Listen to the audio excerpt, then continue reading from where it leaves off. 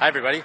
I'm Kert Gartner, and I make indie game trailers. But today, I'm here to talk about something completely different. Babies. So if your Facebook feed looks anything like mine, it's obvious that more and more developers are hitting that age when they're starting to have babies. And starting a family is a wonderful thing for those of us that are able to do it, but there's been this nagging question in the back of my mind that I don't really see being discussed anywhere. And that's, how do you manage the demands of being a good parent and continue to create great creative work? And this is something I've personally struggled with ever since my boy was born, and there's days and sometimes weeks where my passion for making game trailers just isn't where I'd like it to be, simply because the demands of raising a 2-year-old take a higher priority.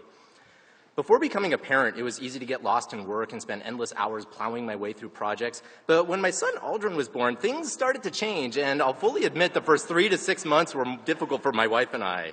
New parents-to-be are always warned about the physical exhaustion of, having a newborn, but I wasn't really prepared for how mentally exhausting that first stretch of parenthood could be as well. There's times where finding that creative spark is difficult because most of your energy is just being funneled into your child. And social media tends to present a pretty picture of super happy parents with their cute laughing babies, but you never see the pictures of the screaming ear infections, the temper tantrums, the extremely late nights, the hours of crying, the lack of sleep, and ER visits that are all pretty common occurrences behind the scenes of parenthood. Now, I'm not saying being a parent isn't amazing. For every tough week, there's always great ones around the corner. But I found the satisfaction and joy that I get from being a dad are very different than the satisfaction I get from doing great work and being fulfilled creatively. So, is it even possible to have the best of both worlds? Well, I reached out to a few indie developers who've recently become parents and talked to them about how they balance their lives and what sort of struggles they've had to overcome. So Jamie Cheng, who runs Clay Entertainment, had this to say: I was quite concerned before Tessa was born that I'd be too busy or tired to run a studio or that I'd lose interest. And neither of these things happened, but a huge part of that is that we have a strong support network from our parents who all live in Vancouver. My biggest struggle is actually to remember to be present at home. My mind is constantly running simulations of games and business scenarios, and I often get lost in that. And I think it might get a whole lot more difficult with 2, though. So speaking of 2 kids, this is something that's been front and center of my mind as well. And at the moment, I'm a bit terrified of the thought of having a second kid because, honestly, I don't know where the time and energy is going to come from. So I asked Adam Saltzman, who became a father of 2 about a year ago, how it went for him. And he said, in our experience, there definitely was some chaos. There was maybe 6 months of straight-up, barely functional confusion and difficulty, which I'm not 100% sure can be avoided. The big thing that helped us get back on track was just top-down enforcing a schedule onto ourselves.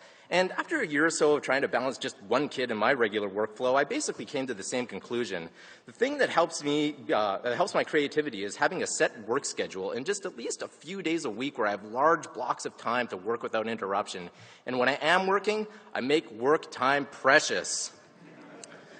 So Shane Neville, who created Shellraiser, echoed this. He says, I value my work time a great deal more. When you only have 6 hours a day to work, you sit down and work. No Facebook, no Twitter, no Netflix. You just focus and grind.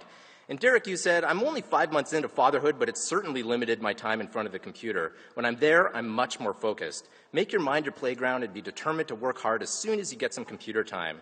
And Richard Flanagan added, becoming a parent has made time extremely valuable. In the past, I was good at being creative when I felt like it or when it was good for me. And what I had to do as a parent was learn to use that focus and creativity only when I could get the most out of it.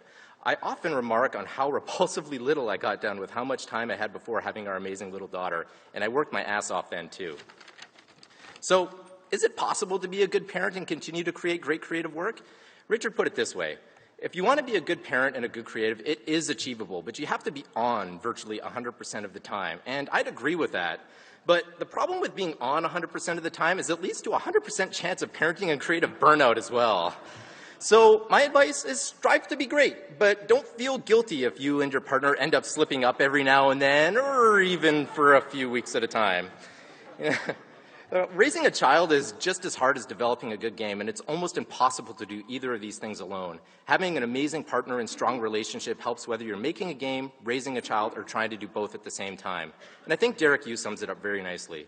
Let yourself be inspired by the little people you've created. Being a parent is the ultimate co-op game, and I hope you've chosen the right second player. I know I have. Thanks.